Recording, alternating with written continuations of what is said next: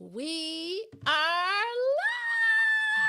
Right back at you. Here it is, another Friday, live. guys. Another Friday, guys. And I know, remember when we said we make it look easy? Oh yeah, very much so. But it was not easy today.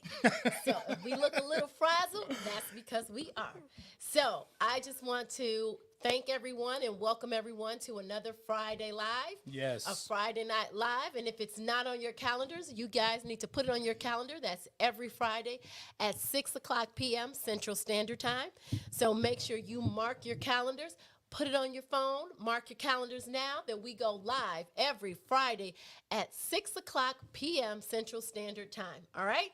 So I just want to let everyone know that you can get our podcast any day of the week. It comes out, a new episode comes out every Wednesday, but you can get our episode and listen to any of the other episodes from legendaryrelationship.com, and you can go to the top and click on podcast, or you can go directly to our website, Loving Beyond the I Do podcast, and get our podcast any day of the week and listen to it. So if things are going rough at home and you need a little An inspiration encouragement. or you want to know what to do, you can go to our podcast, look for a title that addresses the issue that you're having, or send us a message to what you're having if we have not addressed it, and then we can get it out. But you can catch, you can listen to our podcast any day of the week at legendaryrelationship.com or Loving Beyond the I Do podcast. And you can get podcasts either on YouTube or you can listen to wherever you get your podcasts. There's a podcast app for Apple and Androids, and you just go to your store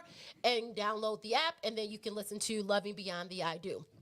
That was the first thing. The second thing is that, again, we go live every Friday at 6 o'clock p.m. Central Standard Time, unless we have a guest on the West Coast that needs to, do a little finagling of the time, and then we will let you guys know ahead of time.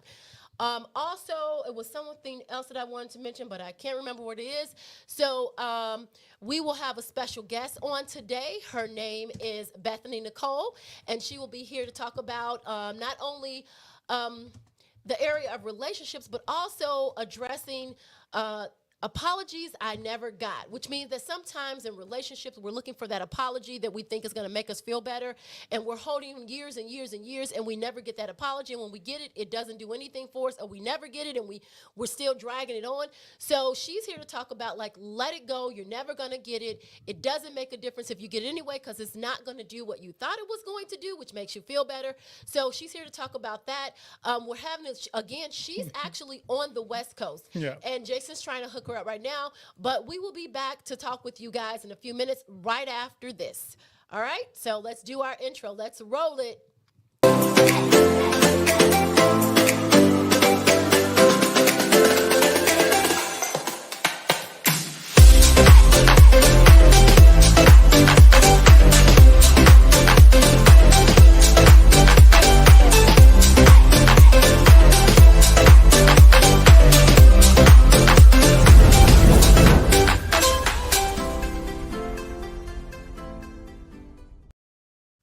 So, guys, I don't know if you can notice, but we are not in our studio. We again are today. not. So every week is no telling what you might get. And today was a little challenging. Late nights, early mornings. We are actually in Michigan again. Yep. And it rained all day, and I tried But to we get made myself it. together. So, hopefully, when a wise person once told me, when you don't feel your best, you have to look your best. So I tried to do that. Hair wasn't cooperating, but hey, I'm here. I'm here to talk about the issues of relationships. Also want to let you guys know that we're still putting together that pop-up relationship. I guess it's like a retreat. And so we will be giving you guys information on that real soon. So I hope everyone can make it. And what we're looking for is those marriages out there that are okay, right? So we are okay, and we're trying to figure out how to make it better, make the love last, get it to the next level, and that's what we're here to do, and that's what the pop-up is going to do. So we're here, and we also have a course that teaches you how to take it from blah to better, and so we're going to be putting that out really soon. And it's not that we don't know what to do in relationships all the time, but sometimes we're not doing enough of the right things, or we've been told to do this and it's not working, so we don't know where else to turn. So we're here to talk about relationships and marriages, how to make them work, how to build a community where we can communicate and try to exchange from each other things that work in our relationship, things that work in your relationship, and kind of bring it together to help people to continue that intimacy, that love, that lasting relationships that you had in the beginning and that you want to continue to have. So hopefully our guest will be popping on real soon, Yes, you and we made can it. bring her in. So, sometimes you have to adjust for technical difficulties, but right now we will hold it no longer. Let's bring our special guest in who was on Wednesday's podcast. What was Wednesday's podcast, Jason? What was Wednesday's podcast, baby? Why do we keep having the same Why problem? do we keep having the same problem? Which we know that sometimes as women or men, but most of the time the women will address an issue, and then next thing we know, the next month, right, Jason? Yep, it shows up again. It shows up again, Yeah. or in the next relationship, it shows up again. So she addresses that, and then let's bring Bethany Nicole Nicole. on so she can talk about the apologies I never got. Ooh, that sounds exciting. Hello, Bethany. How are you? Hi, I'm good. How are you guys? We are Yeah. fantastic. How's your Friday? It's lovely. It's so nice here today. Well, Oh, rub it in because it's gloomy and rainy here. We had a peak of the sun Oh earlier and then it no. left. So we're trying to make it look like Of it's sunny. course, of course. So, all right, tell us Okay. a little bit about yourself. Introduce yourself to the audience and let them know about you. Yeah, for sure. So I'm Bethany Nicole. I am an LA-based author, freelance writer, and relationship expert. My book, brand business, is Apologies I Never Got, and I'm the creator of the Written in the Stars relationship sessions in a All nutshell. right.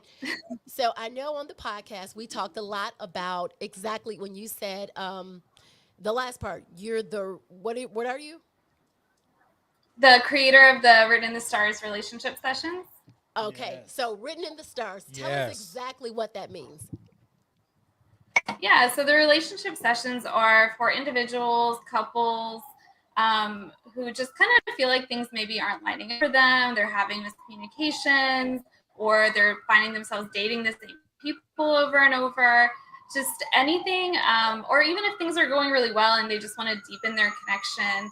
I use a lot of different tools such as astrology, tarot, attachment theory, love languages, all of those things that kind of work with individuals to help them create the love life they desire, and then as well with couples to help them deepen what they already have or reconnect after a split or a fight or whatever is going on. So for our audience out there who may not believe in certain or may have a stigma around what you do, kind of tell us exactly what it entails and how you do it and how we should get rid of the stigma so that we can understand our astrology, how the cards are lining up, our mood swings, Oh who yeah. we should attract and who we shouldn't attract, right? Who we should let in the gate and who we shouldn't let in the gate. And I know we talked about this on Wednesday's podcast because you talked about I don't know how this person got in because Somebody if I got past the gatekeeper. Yep. right. So tell us a little bit about that. Yeah, definitely. So we do know that we have kind of a magnetism, and whether that comes from our astrology or our past or whatever it is, we've all been there where we've drawn in the same type of person or things like that. We definitely have a magnetism to us, and that's really what I do a lot in sessions is kind of tuning into what people are sending out kind of on a and helping them kind of take control of it, sending out what they want to send out. And utilizing the tarot and astrology, like I always tell people, just take what resonates and leave what doesn't. If it doesn't sit well with you, if it doesn't feel like it applies to you, that's fine. You can just let it go. We're going to try to use whatever tools are going to really help you. But I can't say I've ever had a client that came back and was like, oh, I wish I didn't use the astrologer. I wish I didn't know that information. Everyone at least gets something from it, even if all you're doing is learning how to communicate better or work on something within yourself better from the astrology. It's basically just a blueprint. It's just all these things are tools, the same way that love languages and attachment theory it's all really just helping you get to know yourself and your partner and creating these conversations. And I just feel like any work you put forward in this department, you're going to get back. So whatever tools people really resonate with, that's what I try to do. But I've really found the astrology to be incredibly helpful with couples, especially.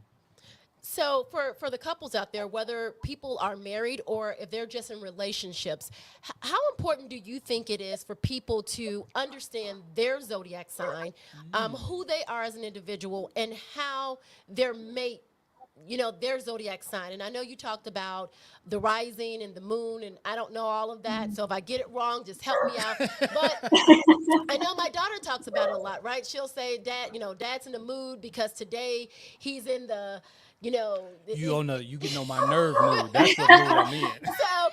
But how important is that in a relationship to understand, not only who we are, but how when we're born, our zodiac, how that plays a big role in us and our mate? Absolutely. Yeah, it's really, again, kind of about your own inner qualities. So knowing what sign you are born under just kind of helps you understand, generally speaking, kind of your path, your tendencies, behaviors. They call it kind of like shadow, which would be maybe the aspects that you want to work on, and then the things that are, more useful to you. So like, for example, for me as an Aries, my shadow, or the sides that are generally in Aries that they need to work on, is like the reactivity, the like instant responses, being very fiery.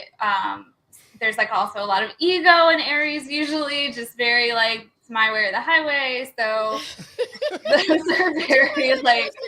Yeah, I find that kind of true. I'm an Aries also. Yep. Yeah, that's right. That's right. Yeah. Keep talking. Yeah. Keep talking. Yeah, he's like nodding his head, like yeah. But like, oh, go ahead. Go ahead. No, go ahead. Yeah, and then on the flip side of that, the Aries are also very driven, very passionate, very forceful and powerful. And so in relationships, we have a ton of really good qualities. And then just knowing what you need to individually work on and how that's going to relate to a partner and what's going to be more compatible versus less compatible. Like Aries does really well with like a Leo, like another fire sign. We have a little bit more trouble with Capricorn because it's a little more regulated. But depending on what other things you have going on, you might be able to work it out. But it just gives you kind of that understanding of, okay, these are things that I can work on. These are aspects that might be compatible with this person. And just giving you kind of an outline and a toolkit to work with them. So how do you think that helps in communicating with your partner? So yeah, go ahead. What was that? Mm-hmm. No, I was just going to give you, for example, like with Jason and myself, how do we communicate knowing that he's a Leo, I'm an Aries? How does that help couples out there to say, okay, well, let me see how we can communicate better? Yeah, so Aries and Leo are actually like the soulmate signs, so they just are so natural. They are. That's what they say. It's like Capricorn and Virgo are like the soulmate signs, because they're just so naturally compatible, that they have a lot of passion. They get along really well. Their communication style is probably pretty similar. You guys excuse me for a second, Bethany. You guys have to excuse it. We're out in Michigan visiting relatives, and I think some of her company just walked in. So if you guys hear stuff in the background, pretend like you didn't hear it. Pretend like you don't hear it. Yeah, it's just family. All right.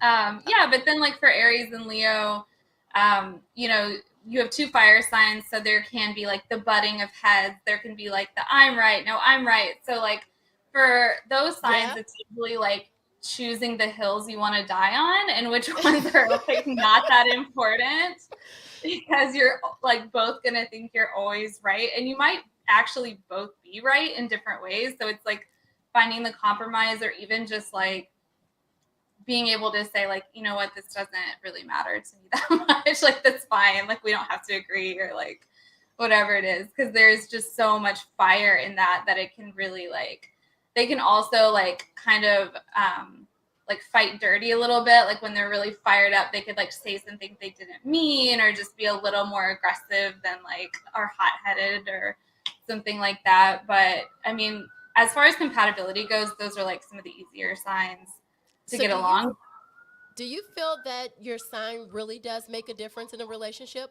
Like we should really pay attention to our mate's sign. And what if you're in a relationship with a mate that you probably like You shouldn't be in? Is or, that's what you're getting ready to say? You shouldn't be? or it's not one of the real compatible ones. Ugh. Right. It's not so. What do you do? Well, no, in other words, the stars don't line up for you. Yeah, Yes. the stars don't line up It's for not you. written in the stars. Yeah. Right. Yeah. So what about those relationships?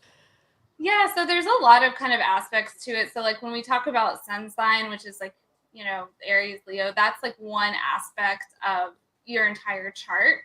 Mm-hmm. So you have different signs that could work together. So like generally speaking, like Aries and Gemini, for example, like really aren't the greatest together, but my Venus is in Gemini. And so I actually date a lot of Geminis and do pretty well because that's like where my Venus lies. But generally speaking, those aren't always the most compatible. So it just really depends on what else you have going on. And then like, of course, too, you have your own personal experiences, but generally speaking, like I just feel like it's so helpful to know that. I usually don't tell people like, oh, if you're different signs, there's no way.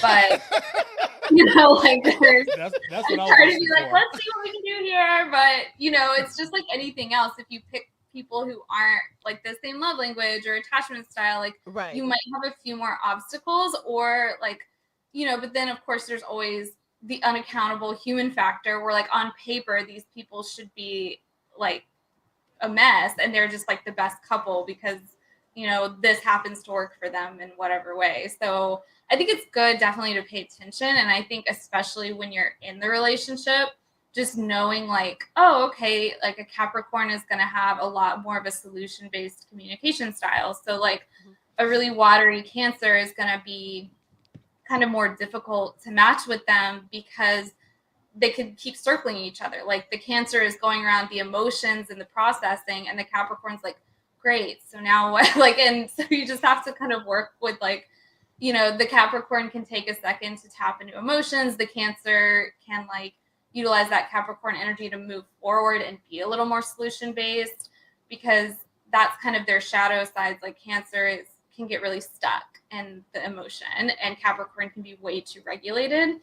So even though they're not maybe the most compatible, if you can start learning how to work with each other or just even having that knowledge of like, if you take the astrology terminology off the table and you just say like, okay, your partner really wants to go through the emotional piece first, and then you can talk about like the solution.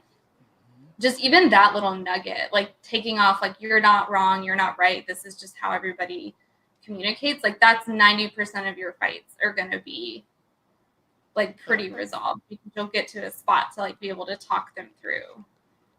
All right, so let's address some of our Yeah, we got some visitors in the house today. All right. Vicky, how you doing?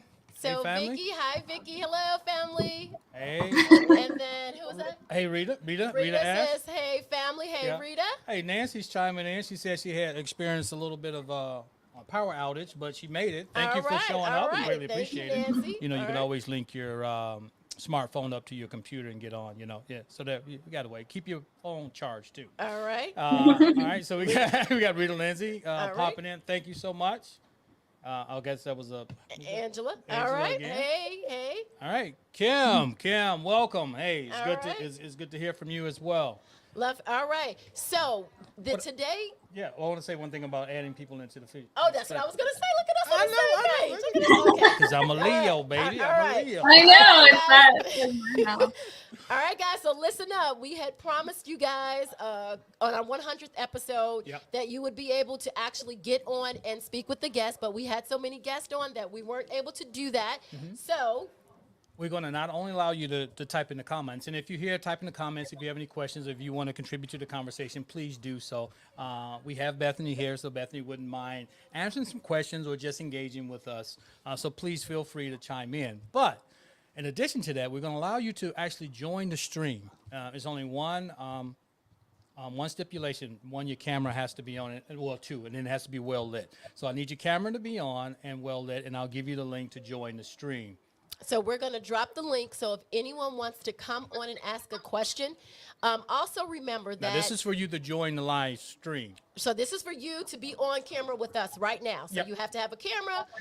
Please make sure you have a microphone that we can hear you. Make sure you're well lit, Yep. and you have to have your camera on. Yep. Also know that the train left the station, but let me think what I was going to Okay, say. yeah, it'll come back, baby. It's I, going to I, go on I the think track. so. Oh, don't forget that our regular guests know this, but we do not know you're watching. And if you want us to acknowledge you or recognize you, Leave please us a type comment. something in the comments. Yep. So it doesn't matter which platform you're on. You can always leave a comment, and we will be able to Or you see can it. like it as well. You can like us and Or give us some hearts, and then we'll go back later on and check you out. Yeah. We appreciate you guys watching. So, like I said, I don't know. I seem a little nasally today. That's all right. It's raining. It was cold, but we're here. So don't forget, if you want us to speak and say hey to you guys, drop us a message, type something in. For everyone who's here, thank you. If you want to ask Bethany a question, Yes. please make sure that you get the link that Jason's getting ready to drop. That way you can join the stream with us. So Bethany, while we're waiting, please tell us about your book, The Apologies I Never Got. What was that after, and what does that mean? Yeah, so the book is Dating and Relationship Horror Stories, phrased as apologies you never got from the people who never gave them to you. Mhm. And it's broken up into different categories. So it does go into like 50 worst dates is one of the chapters, and it's got all the apologies, and then it goes into like different aspects of dating and how that works and why some of these apologies might have happened. So there's kind of like the humor piece, and there's informational, and then it's also teaching you the 3-step apology process of learning how to write an apology to yourself, and learning. It's also a really good tool for if you're using it with a partner. It's basically just taking the concepts of validation, acknowledgement, and assurance and putting them into a formula and helping you learn how to do that and how to forgive and how to move on from these experiences. And yeah, so some of them are mine and some of them are gathered, some of them were submitted, and they are absolutely off the wall. Some of them, it's like definitely truth is stranger than fiction. Like some of them are just unreal. So that definitely brings some humor to it. Now, do you mark the ones that's I think you're yours? on mute. No, I'm not. Okay. Do you I mark the claim one a that's few yours? of them. I claim a few of them Oh, and okay. say, this one's mine. Here's what I learned from it. Here's how you cannot have it happen to you. Like, I do claim some of them, but yeah, they're all kind of like thrown in there. So it's. Do you have a guess. good one that you can share with us? A little teaser? One of my favorites, it's a true one. It happened to a friend of mine here in Los Angeles. She was on a date. I believe it was their first date. And the guy had come there in an Uber, and they were sitting having dinner, and he said he was going to the bathroom, but he actually went outside, stole a bike from out front, and rode away on the bike. And she could see all of this because the restaurant was glass windows on the front. So she literally just and she knew he hadn't come on this bike. So she's like, whose bike is that? And he never came back. He rode away and he never came back, and she never heard from him again. Wow. Yeah. So the reason why I felt that Bethany was a very good fit for us is because a lot of us are married, right? And so we look for apologies from our mate, or we look for apologies from past relationships that we never had, and then we carry them into our marriage, and then we're holding our mate accountable for apology we never got in the past. But not only that, we all have children, right? Whether we birthed them or they were inherited, or we just, because as natural givers, as moms and dads, we always somehow adopt children. So the thing is to help not only our relationship right now in marriage, but to help the younger generation, to help them understand, what are the pitfalls? What are some of the things we need to look for? So if you have younger daughters or sons and they're on this merry-go-round in relationships, and you're like, what are you doing? What's going on? What is your insight into relationships? And they have something that doesn't make sense. Maybe this can appeal to them. Maybe they can understand, well, where am I going wrong? What is my mindset in relationships? When I look at my parents, maybe that's not the relationship I want. I want to be able to relate to someone who's younger, who understands this generation and what's going on. So I feel as though Bethany can address that because she's not married, but she is dating, right? You're in the dating merry-go-round, right? And so she Yeah, yeah. so she's like, so she kind of has an insight and understand as to what's going on in relationships now, as to maybe your parents' relationship. What do you think that is different, or what are people looking for that they're not finding, but it's really maybe falling within themselves? Yeah, I mean, I feel like one of the things I see a lot in the differences of generations for sure is really being able to have the luxury of finding a partner that is really compatible with you and having a lot more tools and therapy and access to information so that you can find a really good partner for yourself just right off the bat. Because, like, for example, like my parents, they just weren't a good match. They stayed married for 30 years, but they just were never a good match for each other. And they just kind of felt like they didn't maybe know how to pick that way, or like, the things that they maybe chose about each other were maybe different than what like true compatibility would look like.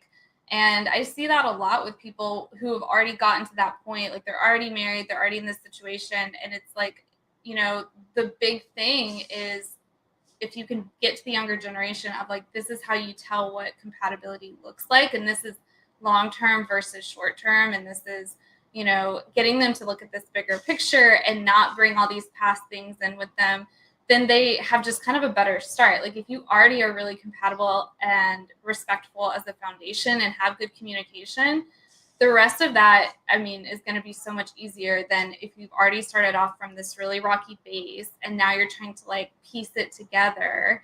And so I feel like people now really have the opportunity. We have this like luxury of having all this material. We have the love languages. We have, therapy to heal our own trauma. And so we actually have a really good opportunity that older generations maybe didn't have to come into this with true compatibility, with true communication, and a really deep understanding of ourselves. So then a lot of these problems that really come back to different long-term goals or like different parenting styles or different things, like you're sorting that out before you're making this, long-term commitment of marriage and children. Like you're already on the same page.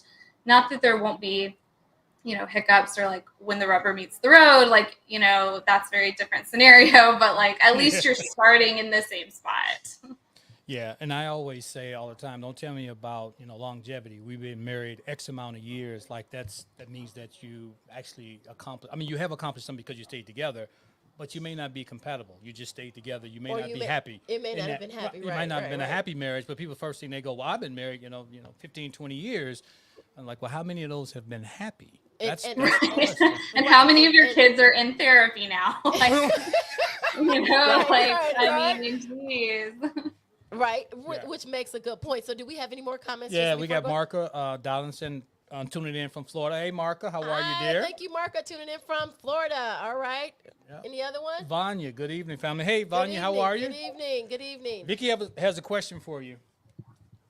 Why is it that some people don't apologize even when they know that they are wrong?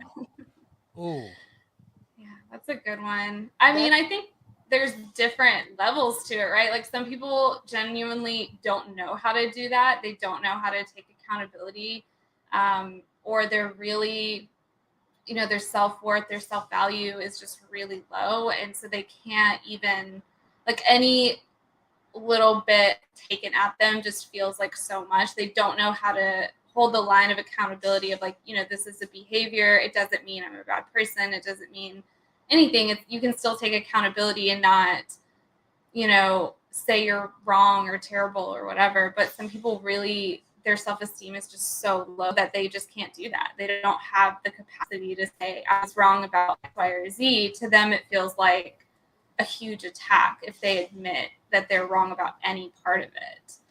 So I think there's layers too. And, just even not knowing how to actively take responsibility and maybe not take all of it, or just say, I'm sorry, I've done this thing. This is how I'm going to change that moving forward.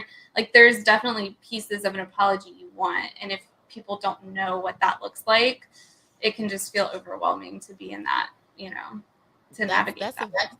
That's a very good point. And I think, as you mentioned before, part of the issue is that we haven't been taught how to apologize. And so we think that, addressing Vicky's question, is that if I admit that I was wrong, then either my ego takes a hit, or you're gonna, look at me personally some different type of way, or or you're gonna bring it up again. right, or we just don't know how to apologize. Right. The inside of us is saying, yes, you're wrong, but our ego, or because we think, like you said, we're going to take such a huge hit. Right. We don't know how to apologize. Well, I think when you apologize, you automatically lose in the mindset of a lot of people. Like, if I admit that I'm wrong or I made a mistake, then I'm admitting defeat. Right, So right. I'm not going to say that, and I'm not going to man up to that. And I think part of that is, and I don't know if you can address this, Bethany.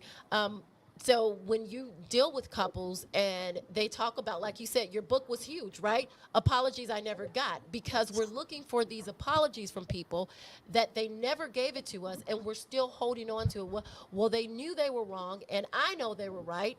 I mean, I know I was right, and they know that I was right, but they won't admit it. So how do we, like you said, writing it down and moving on from that, is that part of your therapy in your book and why it addresses those issues?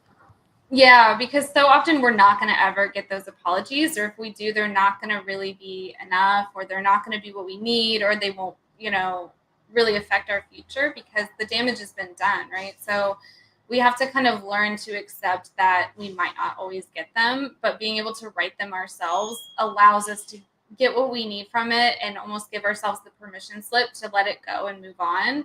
Because if we're waiting for them, we just might never get it for so many different reasons.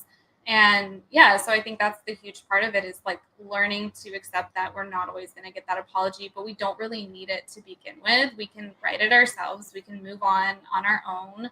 And we just really can't wait around for something that's not ever going to come. But when you get it, it may not be what you were expecting anyway. It won't make you feel that much better in the first place. What I'm hearing is that it's important for us to realize that even though the person may not give us the apology, we need to really move on and let it go, right? Because what happens when we hold on to something that we stay connected to it? Right. What happens for people who are holding on to it and just continue to want that apology? What goes on in those situations or relationships?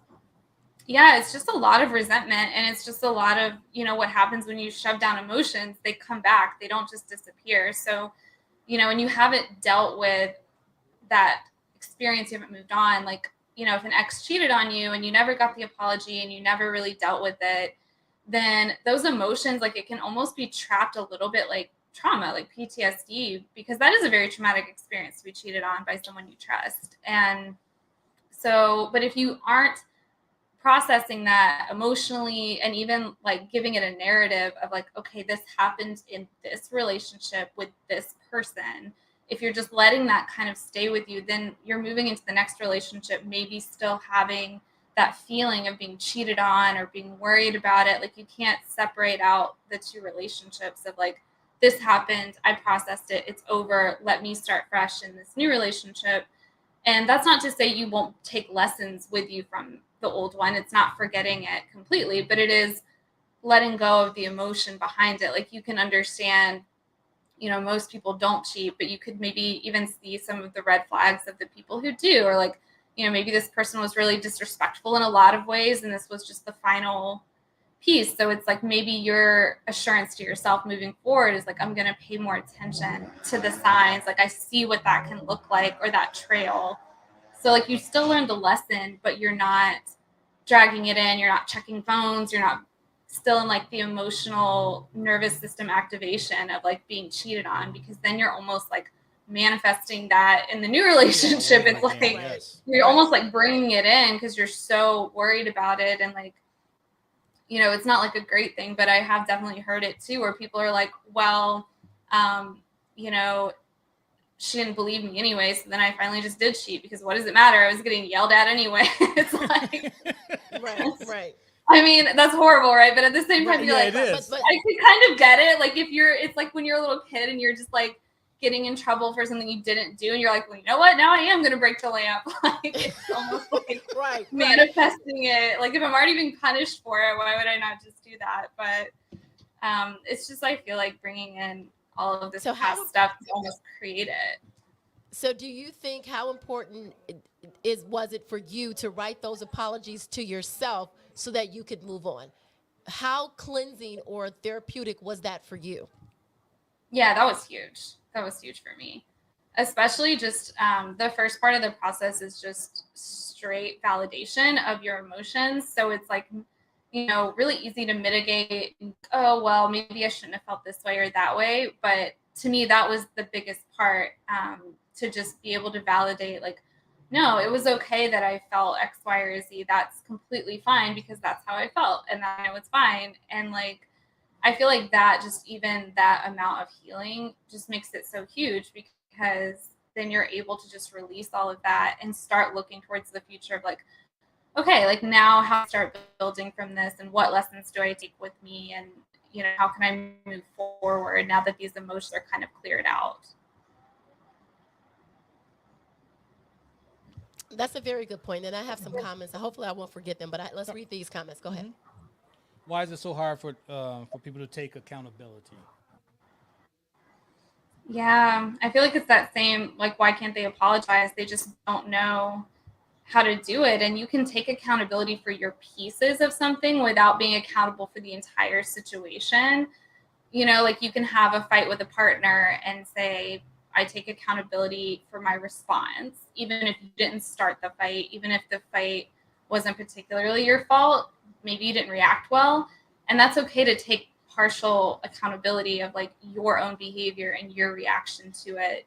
But I think a lot of times people think like, if I take an inch, then they're going to run me over by a mile. You know, they're going to blame the whole thing on me. But like, you know, it's just hard to separate out that if you're not really practiced in it. And I think a lot of this is just practice. And, you know, we've all gone one way or the other where we take all the accountability or we take none of it. And it's like learning to actually find your piece. And once you get kind of better at that, I feel like it's a little bit easier. Like, you know, I can remember relationships in my early 20s where I would just like take zero accountability for any of it. And then like, none of this is my fault. But like over the years, like, you know, I practiced and now I have no problem being like, yeah, you know, I get that the argument was getting really heated and I should not have like reacted this way, or I should not have said these words or whatever it was. Like I can still separate out like, I did not start this fight, but I did not handle this fight very well either. I think that's okay. huge. I really that do. shows growth. I think that's huge in relationships because so often, and the reason why I like what you're saying is because I think with the older generation, not only were we not taught how to apologize or how to take accountability, but I think your generation, you're learning to deal with your emotions. You're learning to talk about the things that are important to help relationships, and we can learn from that, right? So often we find someone and we want our partner to take full accountability, right? And we don't talk about the part that we played. And I think, Vanya, part of it is that we want people to take accountability, but the truth be told is that we played a part in it. Somewhere along the way, we either reacted, right, to what they were doing, or we overreacted from what we thought it may have been. And maybe they did something that you're like, well, it's all your fault. Well, let's try to figure out where it stemmed from, how can we discuss it, and let's talk about the part that each one of us played in it, right? Yeah, that's what huge. did I do to make you feel this way, or what did I make you do to react this way? Or and I think part of that is that, and that's why we're here, trying to help couples understand that we can learn new ways of making our relationships better, right? We don't know everything, and my way is not always the right way, but if we take into accountability things that are out there, the tools, the techniques that are actually working, that, you know, hey, let's try it this way, then it can make our relationships better. You know, they say how you can't teach an old dog new tricks. Right. Well, I beg to differ, right? Right. Well, don't look at me when you say that. I'm just not all talking. dog. Okay. No, I'm just saying that, you know, if the dog is unhappy, then let's try to find a way to figure out, well, what's making us both unhappy? Why are neither one of us stepping up to the plate and saying, well, I take responsibility for my part, and this is how I feel. And again, we always have to talk about from us, not trying to put blame on someone else, and then maybe that will help them, talk about their accountability instead of us always trying to put blame on someone. Let's talk about, let's come to the table first saying, well, you know what, this happened, and I could have played a part in this, or I recognize I may have done this, and just talk about you. Then maybe that opens up the door for your partner to say, you know what, I don't feel like I'm being attacked, and this was my part in it. So just kind of understanding how to communicate better. Yep, that's pretty good. Yeah. All right. What? Yeah. All right. You think never getting apologies from your parents can make you a over apologizer? Yeah. Oh yeah. Oh yeah. Because you're taught you're always wrong. If somebody's like not taking responsibility, and then who is? If you're the kid, you're always taking the responsibility for the parents because you're not learning that behavior. You don't have any role models showing you this is how you apologize, this is how you take accountability and responsibility.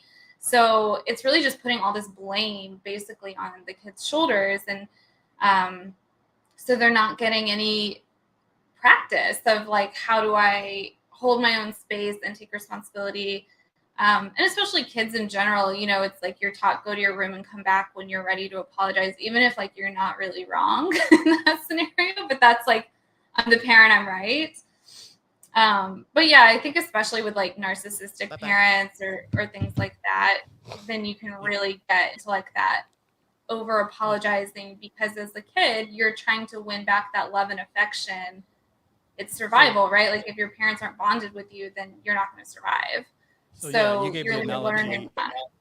Yeah, you gave the analogy of the kid. Go to your room, and when you're ready to apologize, you come back. So you end up apologizing for something that you probably didn't do, or you felt like I wasn't heard in the whole process, but I'm just going to go ahead and apologize because I want to come out of the room, right? Yeah. And even if you're not truly sorry about it, like if kids don't understand the actual consequence, they're probably not genuinely sorry, right? Like, so I feel like if you're not getting that same practice, if no one's talking to you about what happened, then all you've really learned is like, okay, if I say this phrase, it's going to get me what I want. And so you're just learning to take all this responsibility and accountability for things that really shouldn't be on you. And then you take that, it's like the same as attachment theory. You learn how to do this from parents because that's your attachment object. That's your, survival piece. And then when you become a partner, now you've moved that. Now that's your attachment object. That's your kind of like in your mind, your survival piece. And so you're taking a lot of those same behaviors right into that relationship until you learn them and address them. But yeah, that's an easy leap from parents who never apologize to you feeling like you always have to.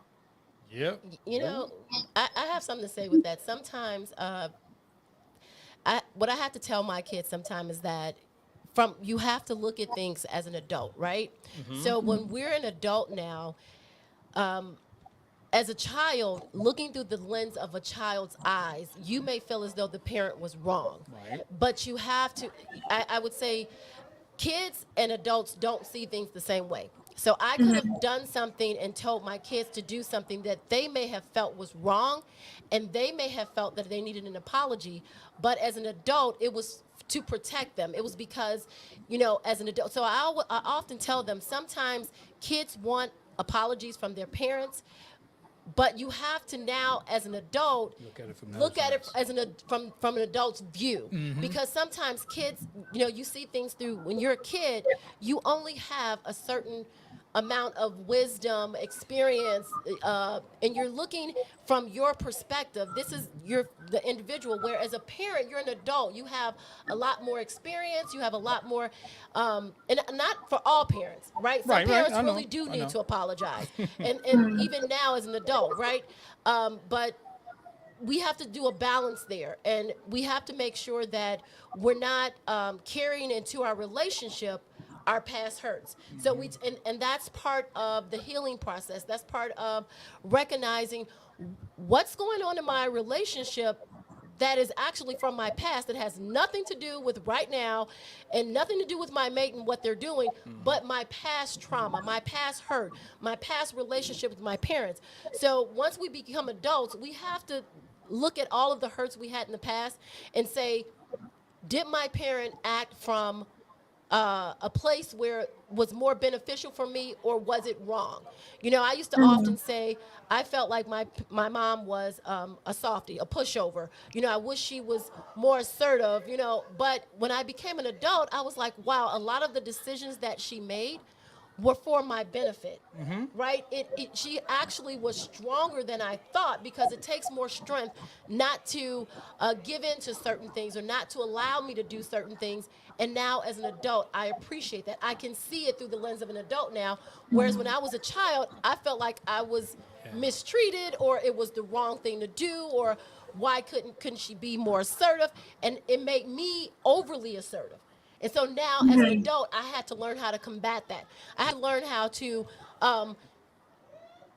bring down my assertiveness in my in your face, Yep. because I felt like my mom wasn't assertive enough. Yep. So as an adult, we have to kind of, weigh it. Did I really deserve an apology from my parent?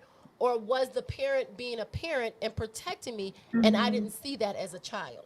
You're not holding on to anything, though, are you? I'm learning. I don't know. But I could go back to my father, and I could have felt like he did a lot of things that I felt like I needed an apology for, but it didn't bother me. Okay. And I don't think so. We have to learn how, like I said, let go of those things that do not serve our highest purpose. Right. If they do not serve you in your relationship, learn from them.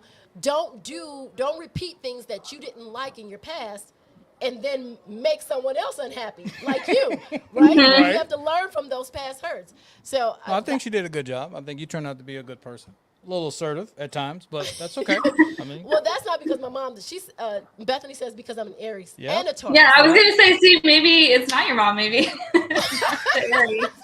so You she were don't blaming get mom, and She just lit the fire, right? Right. So maybe Yeah. I thought it was my mom. It was just my sign. It's just me.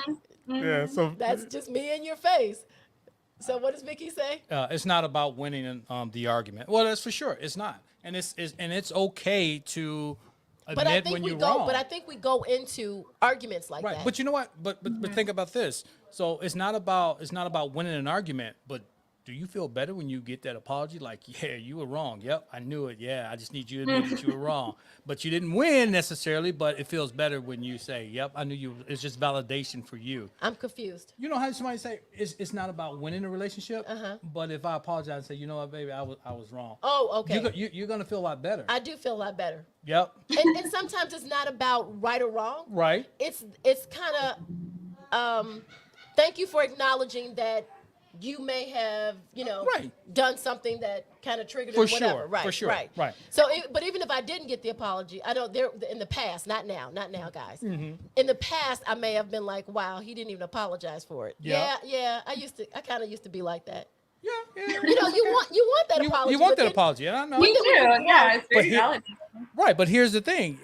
I know that she wants it, but I'm not going to give it to her, right? Right. So it's perspective, Right. and mindset, and a shift. We have Right. to understand that it's not a win or lose situation. Exactly. It's better for one, understanding how to communicate, and understanding how to effectively communicate, so that you don't destroy your relationship in the process of trying to prove that person was wrong. Yeah, Right. and especially like in relationships, taking the right or wrong off the table. Like we all have things, and that's like one of the reasons I love astrology, is because it's every sign has a shadow, every sign has a downside. Like we all have things that we have to work on, and so it's like nice to kind of take the right or wrong off the table and just like make it the focus of like, I want to be a better partner for you. How can I do that? Or like, I want to communicate better with you, or like, how can you communicate better with me? Like the goal is like a healthy, happy relationship, not like, oh, well, your reaction is worse than me doing this thing. It's like, no, we all take turns being bad humans. We all take turns being wrong in relationships. Like, I mean, it's fine. Yeah, Like, we it don't happens. exactly. Yeah, it happens because we don't know. Right. We don't know. I mean, until we're we've learning. This is a journey. Exactly. Yeah. And if we don't see that, if we don't have that, and so hopefully these conversations can help relationships understand that when you're battling for right or wrong, that you're destroying the relationship. Right. So does making you wrong and feel bad, is that going to put love in your heart towards me? Is that going to make our relationship better? No, it's so we not. have to understand how to Right. kind of You might, do things like better. they say, you might win the battle but lose the war. Exactly. Yeah, you'll Exactly. win in this instance, but it's going to damage our relationship and the way we communicate. We have to change the way we look at things, the way we do things, because we have to first admit that maybe we weren't taught the correct way, and it's up to us to better ourselves and learn what am I doing wrong where I'm not communicating effectively, right? Why are we always arguing? That's a good stance. Stance to take. Yeah. What am Yeah, I doing 'cause- wrong too? We're not Yeah, communicating. it's not well. one size fits all with relationships. Like you can have the exact same reaction with like 3 different people, and it's going to affect this one differently. This one's going to have a worse reaction. Like there's not like one size fits all. Even if you're having the exact same conversation with 3 people, like one person might feel really attacked. One person might think it wasn't strong enough, like whatever. So it's like, it really is just finding that balance with that partner. And like the same with kids, they talk about the parenting best fit where, like me and my 2 brothers are like the most vastly different kids. Like people used to joke, like we've never seen 3 children from the same 2 parents that are like so different, like how we look, how we act, like everything about us is so different. And so like trying to have a one size fits all parenting solution for all of us, like was really tough for my parents. And so I think it's kind of that same thing. Like some kids really benefit from having like a full explanation of like, this is why I'm not going to apologize because like, I know maybe you can't see it right now, but even that explanation, I feel like really at least starts the conversation with them. And like, again, finding out how to communicate and like, yeah, their viewpoint is so limited. So there might be a point where you're just like, I'm sorry, you're not going to understand, or I'm sorry, your feelings are hurt, or like, I'm sorry you feel that way. Right. But I mean, an explanation would help. I mean, sometimes, I'm just thinking back. But like she said, we have to, again, understand our partner is the same thing as Oh, I know. understanding I was our just thinking about the child, whole and parent each thing, person, right. each child needs something different, just like the partner, each partner is going to need something different. Right. So one child may need you to actually sit down and explain, where the other child may just need time to register it for themselves and then come back and talk about it. So each, again, you have to understanding know. ourselves, understanding the relationship that the relationship that we're in, our partner and our children, and what each person needs. Yeah. Right. So what does Kelly say? Yeah. Hey, I'm gonna Kelly. get some glasses. How are you? Thanks for chiming in. And what did she say? With my children, I've tried to have balance in being a parent and teaching them appropriate communication skills. If I needed to apologize, I did. That's very big of you. Very good. Good. Yeah. And she also says, Team Aries. Yep. That's right. Oh, Yay. Right. Yeah, exactly. And Kelly's kind of busy here. I can't remember. I don't think my mom ever apologized. I don't know. I don't know. I don't know. By the time I met your mom, she was issues. super sweet. So Yeah, she she's didn't always need- been nice, yeah, but so to she didn't you have- because she wasn't your mom. But right. but I mean, she was a great person. I loved my mom. She was the sweetest person in the world. But I'm trying to think, as a teenager, I didn't think so. Oh, I didn't think my parents were great either when I was a Right, teenager. right. Yeah, So- I didn't wait till when I got older. I said, man, they were pretty smart. They were okay. Yeah. They did a good job. But at the time, I didn't see that. I didn't appreciate half the stuff that they were doing. All right, so Not letting me what does hang out Kelly and stuff. say? All right, so here you go, Kelly again. An apology is needed if the words in the discussion debate was intentionally hurtful or harmful. That's true, right? If you knew that you as a parent might have crossed those lines, then sure, there's nothing wrong with apologizing. And also in a relationship, the same way. So I was going to say, Kelly, are you talking about as a parent or in a either way. relationship? Either way, it's- yeah. Right, Yeah. but I'm saying now in a relationship, like when you go Yeah. to that level and then you go, oh man, I'm right Sometimes here. as parents, I we could do just that, I though. could just say this and it's gonna cut deep. And then Yeah. you just go there and when you let it out of your mouth that you shouldn't have done that. And Yeah. you could just see it on the other person's face. Yeah, Right. yeah. Well, we know, like you said, we know We know those how to cut points. deep. Yeah. Do you have another comment? Yeah, from Kelly. Kelly said what? Kelly, you sure you don't want to hit the link and join us? Yep, you can always come on camera. That's right. Uh, What did she say? No, My she's goal is for me and my partner to win. There you go. That's what it's all about. exactly. It's a win. It should always be. How can it be a win-win situation? Hmm. Yep. Listening for being heard helps. Yeah, it is. Yeah, that's the start. That is. We all have baggage, and it plays into our communications or lack of effective communication. You saying something there, Kelly? That's for sure. But the thing is being accountable for your part, Oh, right? oh. We have to be accountable But I've for. always been like this, right? So I mean, I can use that as an excuse, Or right? people always say, well, it wasn't my fault, is what they said. They said Right. this, so that's why I said that. And so, but we have to take accountability. As, what was it, Vanya or Vicky said, taking accountability for your part. And not attacking the other person, but hey, like I may have stepped over the line here, which made my partner or my child feel a certain type of way and did what they did. But we have to take accountability for ourselves. Yeah. Apologies open doors for healing on both sides. That's Absolutely, correct. absolutely, Yes. absolutely. But as Bethany said, if you don't get that apology, if your parents are deceased, if your kids did something that was very hurtful to you, a past relationship, if we don't get that apology, we have to write it to ourselves. Bethany tells us, tell us, Bethany, how do we do that? How do we Yeah. get that So apology that we never got? yeah, yeah, so many of them. Yeah, I use like the 3-step apology process.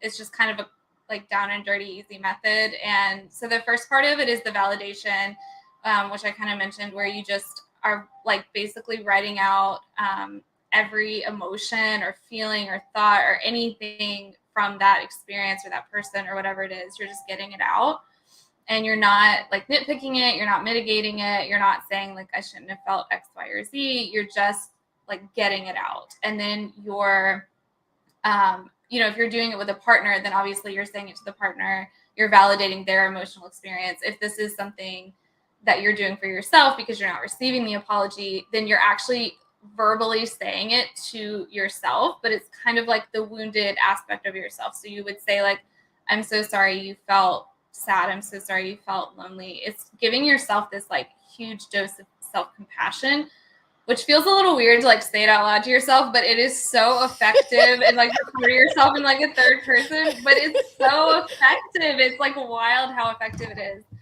It's funny Um, you say that because I was telling Jason, I was like, when you're talking to yourself and you're doing things like that, and like you're in your own head and you're talking to yourself and everything makes sense, but then when you go to say things out loud, it's like, it doesn't make this, it Right. doesn't sound like you said It doesn't come across the same right, way to like the you other said, person like you when just said, it sounds crazy saying that, but Right. when you're going through that process, it's like makes a lot of sense. Everything feels good. It feels right. It's just saying it it out loud. does. Like, Yeah, there's some magic in it. I don't know what it is. I'm sure there's some whole explanation somewhere out there, but yeah, it's just effective. And then, so after the validation, like all the emotional pieces, then you're getting into just kind of acknowledgement, which is like, this situation wasn't fair. It was hurtful. It was whatever it is. Cause basically you're feeling like this just wasn't right. Like this shouldn't have happened maybe, or like whatever it is that, again, that you're feeling, you're trying not to like really mitigate it too much. Like it's not fair that I got cheated on when I'm a really good partner. Like, and so it's just acknowledging that, like, even if you maybe feel like you caused part of it, or like that's like, this is just pure compassion right here. So even if all you're comfortable saying is like, I'm sorry, that was a hurtful situation. And then that's even that, just like acknowledging that it was not a fun scenario for you, or this was not a good partner for you. Like just the acknowledgement of like, that's kind of helps you start the narrative of like, this happened and now I'm moving past it, and giving it a home, giving it a place, giving it like a name of like, it wasn't fair, it wasn't this or that, and just, I'm sorry it wasn't fair. And That's then wonderful. it's like, And that helps though. Yeah, like That she made said, me it's- feel better, and I wasn't yeah, even looking for yeah. it. So yeah. So even Yeah. if the person, we feel like years later that person never apologized for whatever, even if it was our mate last week, if we never got it and they were wrong and they never admitted, just you writing the apology to yourself, talking about how you felt, giving yourself validation, going through it and releasing it, giving yourself you know, like you said, giving it a place so that it doesn't have to reside within you as resentment and hatred, and then continue to, you know, like you said, anything we push down is going to come back up in It comes something back else. up. Yeah. Yeah, and then the last piece is the assurance piece, and that's kind of where we start moving into like the future aspects of like what are the lessons you learned and what can you take with it moving forward. And again, it's like not, you know, blaming yourself or taking that on specifically, but just saying like, even if it's something like, you know, you had a feeling your partner was cheating and you just didn't say anything. So your assurance to yourself could be something like, you know, I assure you moving forward, I'm going to be stronger in communication. I'm going to listen to my intuition. Or it can be more like logistical things like I'm going to start going to therapy, or I'm going to, you know, drink less or do this more, or, you know, whatever it is, it's taking kind of like the control back of like, okay, I can't really control the apology. I can't really control this other person, but here's what I can control in this scenario moving forward so that I can give assurance that it won't happen again.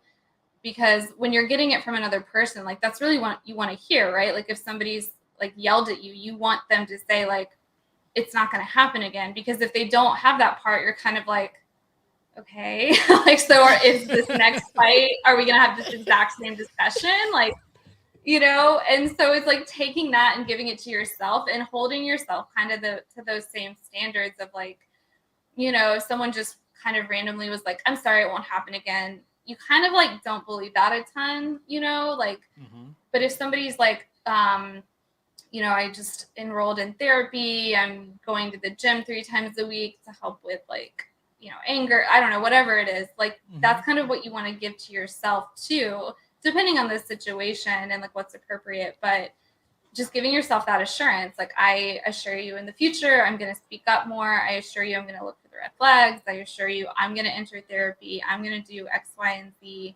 So that like gives you the control back and pushes you more into the future thinking. So now you've released the emotion, you've released the experience, and you've given it the narrative of like, it happened, it's over. Now what can I do to put myself in better future situations? And that's kind of like the 3-step process I use. Oh, okay. All right. Yeah, that's So wonderful. what's Oh, the yeah. other question? Yeah. Vicky wanted to know, do you believe that some people don't apologize due to being accused as a child, a lot as a child? In other words, you heard it before, it's your fault, a lot as a child. Well, that's true. Yeah, I can kind of agree with that, Vicky. Yeah, What do you think? like we said before, a lot of it stems from our past hurts. Right. You know, what we do and Yeah. how we react to stuff. Yeah. Yeah, this is actually one of the shows that I do the writing for, the Married at First Sight. There's a girl on it that has this exact thing going on. So if you want to see what it looks like in real time, this season, this is like exactly what it is. Like she, I don't know what her astrology sign, but it's a fire one for sure. And she really like causes these very disruptive, like mean arguments, and is just very loud and like drinks a lot and like gets kind of like a little wild. And but she kind of shares about like being told as a child that she was too much or too this or too that. Like she had a really difficult relationship with her mom.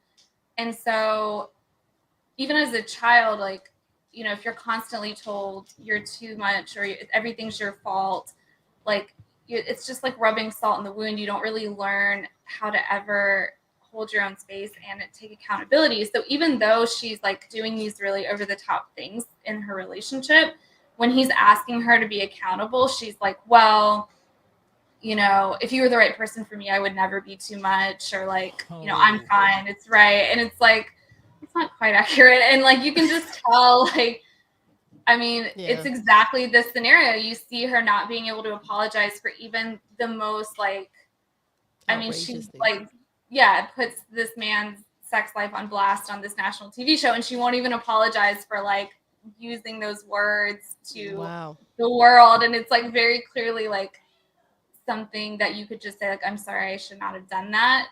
Like most people would be okay with at least doing that. And she just struggles with that so much, like literally because of this scenario where she was just told all the time, like, you're too much, do this or do that.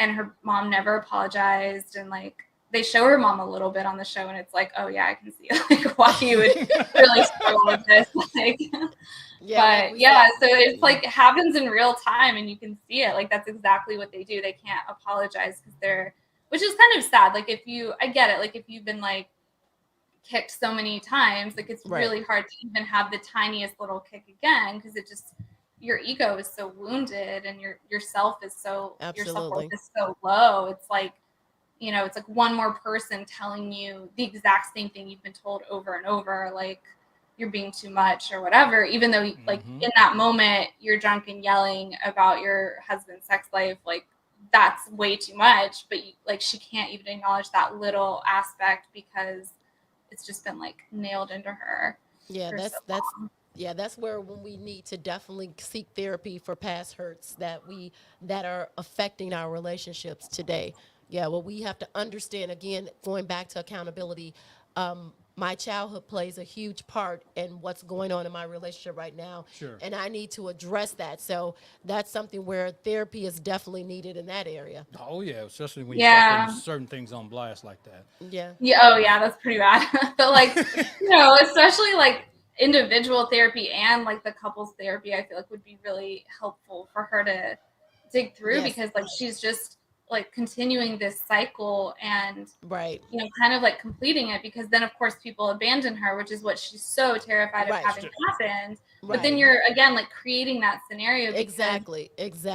Anyone worth their salt is gonna say to you, like, I'm not interested in this kind of toxic communication. So then all the people who are sticking around are not healthy, and like you're just really creating that whole cycle. Yep. Yeah, that's a mess. Over and over again. Yep. So what does Kelly say? Kelly said, "I agree. Writing the apology to yourself works." Yeah. It does. Yeah, you have to get it somehow, because we have to let it go. However, whichever way we need to let it go, we need to let it go. Vicky said, "Great point, Bethany." Yep, that was a great point. Just about your childhood.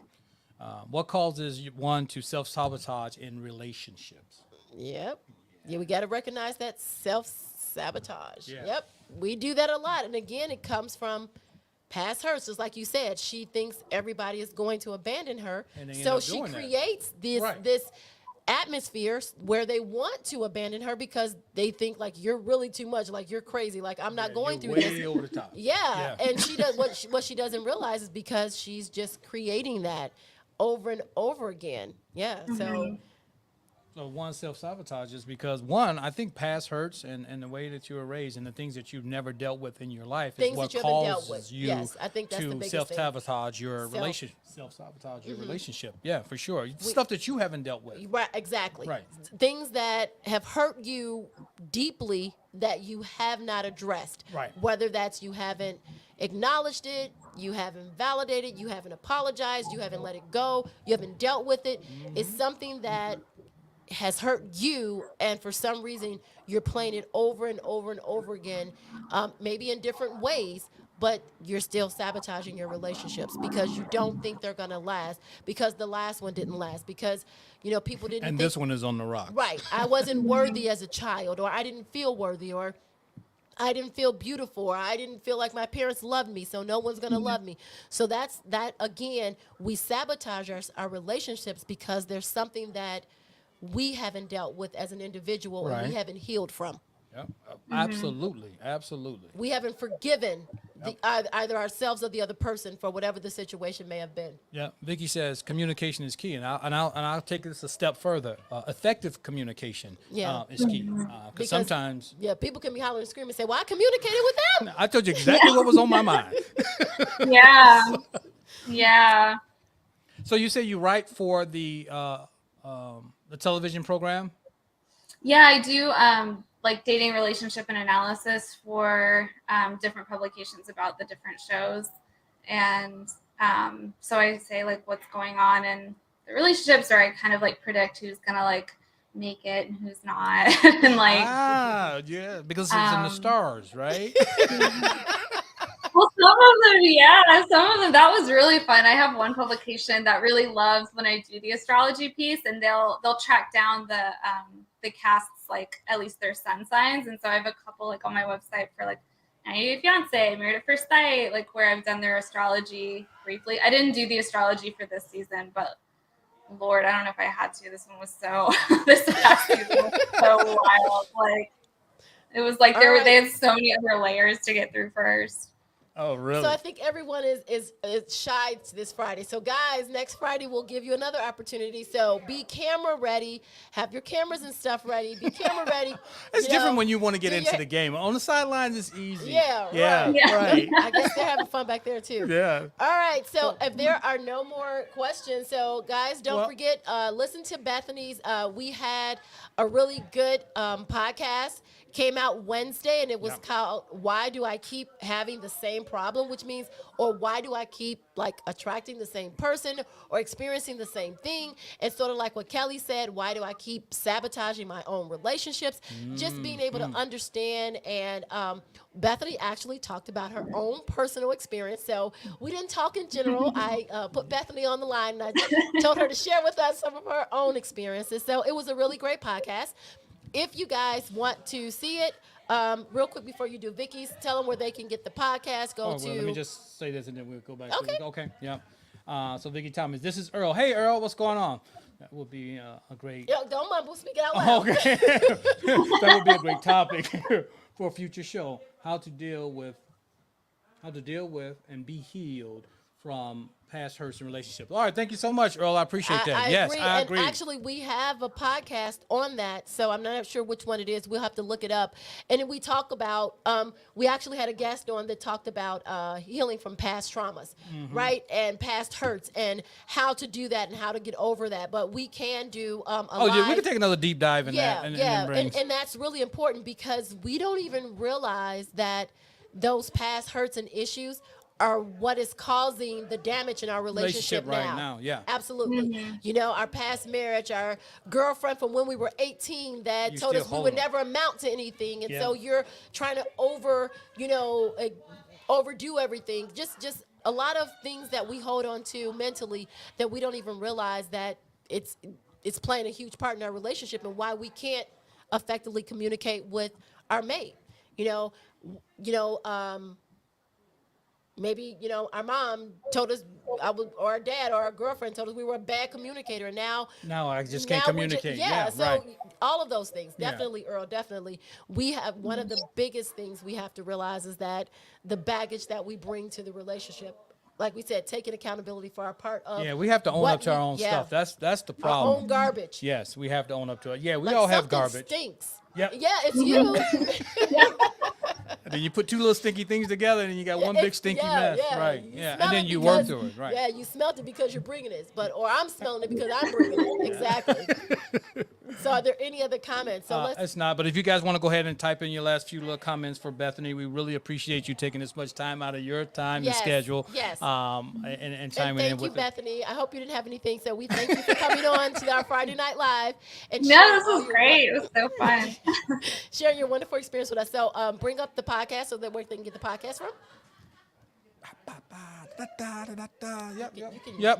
So on Wednesday, it comes out every Wednesday. So check us out wherever you get your podcast delivered. And also you can check us out on YouTube, because some of you guys are. You can get the podcast at Love and Beyond the I Do, or you can check us out on Legendary Relationship. Both of those of our YouTube channels. So the podcast is on Love and Beyond the I Do. And then you come back here on Friday and check out our guests and us on Legendary. Yep, and have an opportunity to engage with them. Yeah, so I know lots of times we'll get questions. People will say they're listening to the podcast and they have these questions, or they're talking to the podcast and it's not live. So we give you an opportunity to come on Friday to actually talk about what you liked about it, ask any questions, what your experience or whatever and share it. Have it. And share it. Yes, so please share. Yes, make sure you pass like it along and share so that we can get this information out there, not only helping marriages now, but future marriages, right? Yep. Let's helping those relationships, put them on the right track. So make sure you hit the like button, and make sure you share. Yep. Okay? Please It doesn't cost anything to hit the like and then hit the share. Yep. You don't have to say anything. And it's not even gossip. It's good stuff, right? That's right. Go It's ahead and share this good stuff. All right. That's So right. what is Thanks a it? lot, Kelly. She said great discussion. Yeah, we appreciate it. Hey, listen, we only look to bring the very best conversations to you guys, some thought-provoking things to help you with your relationship. Oh, To help you with your relationship. or sometimes we can't see beyond our own experiences. Right. So getting another perspective helps in a relationship. So if you're in a relationship and I'm just my perspective, and then Jason and I have been married for 30 years, and just his perspective, we're used to only mine and his. So getting a different view, getting a different understanding, helping people see things maybe that you'd be like, wow, I never thought of it that way. So helping couples to understand, let me take another look at this, a bird's eye view, right? Right. And so that is, you can also scan our QR code. That Right. is- This is how you can get in touch with us every which way. So, yeah, you can, everywhere that we are is on that QR code. So you can check us out, So put save your us phone in. up there, put your phones up there, guys, and click that QR code. It's Yeah. our email, our webpage. They are Everything, really loud back YouTube, there. yeah. So we're here in Detroit, right outside of Detroit, and we're celebrating my uncle's 95th sixth birthday. So yeah, it's just family time. So this is what this podcast is about: family, relationships, things of that nature. So we're just coming out to All celebrate relationships. all relationships. Yeah, And we have such a great time. yeah. So I just wanted to say happy birthday to Uncle Nelson. In a couple days, you'll be 96 years old. We're here because we love you, and we thank you so much for what you've done for the family and all of your class and charm and everything else. We really, Who really you are appreciate as a person. Yep, yep. All yep. right. So, are there any more comments? If not, Bethany, drop us one last gem before we go. Give us the website and everything too. So Tell people how they can reach you. yes. Yeah, definitely. Really, the easiest way is just the website, which is bethanynicole.com, and that has all the social media and latest articles, latest podcast interviews, things like that. It's all on the site. And if you want to book a session, it gives you the opportunity to book your consultation call and see if we're a good fit. And it's all just right there. One last gem. Come on, give us. If you could if you had the attention of every person in the world who was in a relationship, what one gem would you give them? I mean, I'm feeling like you're in charge of your own healing is really the thing that's just coming through right now. And I guess it's like, kind of from our discussion that, yeah, you are in charge of that. You have the control, you have the power, and your partner can certainly help you and be a mirror to that. But you're in charge of the healing, whether it's from old apologies, old relationships, childhood trauma. It's your journey and it's your responsibility. And it's ultimately a gift to be able to do that. It's kind of like a superpower to know that you can heal yourself. And that's what we're meant to do. And so that's what I'm really feeling is like the gem of the session is like, yeah, give yourself the apology, write it yourself, do the work yourself. And yeah, you're in charge of it. You're in charge of get your yourself own together. destiny. Yeah, That's right. First of all, Yes, get your stuff yes. together. Get yourself Don't together. blame someone else if you don't have the relationship that you want. You need to step back and say, what is my part in this relationship? Why it's not going the way I want it to go? What part am I playing? Absolutely. Thank you, Bethany. All right, thank you, Vanya. Yeah, we'll tell Uncle Nelson you said happy birthday. All right. All right. Any other questions? Happy birthday. I agree. Kelly said agreed. All right, definitely, Kelly. All right, so let's stop sabotaging our relationships. Let's stop bringing in what someone did before and applying it to our current relationship, and let's start healing from past hurts and leave them in the past where they are. It's just Timon and Pumbaa, right? Yeah. Keep your past behind you, right? Yes. Right. So you can tell the folks take have some kids. advice. Right, take some advice from the Lion King. Keep your past behind you.